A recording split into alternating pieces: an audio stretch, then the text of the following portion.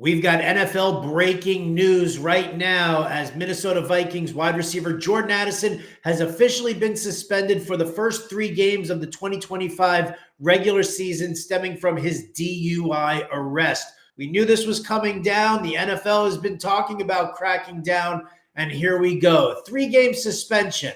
Now, before you start freaking out about it, let's understand 3 games, not necessarily a drop in the bucket, but it's also not a deal breaker for anyone or anything. Now, Jordan Addison's ADP comes in right between like 85 and 90, just inside the top 100. If you're in a 12-team PPR league, well, that kind of amounts to like an 8th or a 9th round pick. If you're really that concerned about 3 games, then just drop him down 10th round, 11th round, maybe. I don't necessarily think that this is going to be a huge issue. And I'll tell you why. Because if you look at the way it spills back with the Minnesota Vikings, nothing really changes that much. Justin Jefferson doesn't get bumped up to being a top 2 pick, does he? No, he's still a top first round pick, and he's going to stay right there.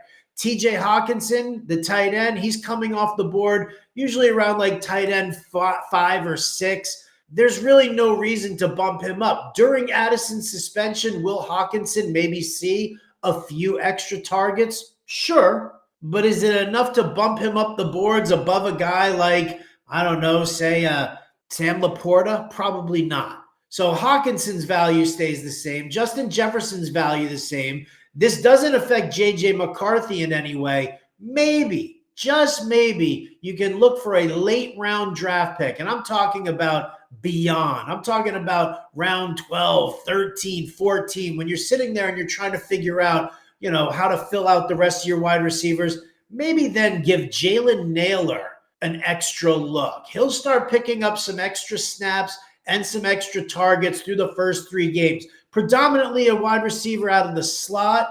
Maybe Ty Felton comes in, but I'm not looking at Felton for really anything. Nailor would be the guy to probably see the biggest increase. So Jordan Addison, maybe bump him down a round or 2 in your draft rankings.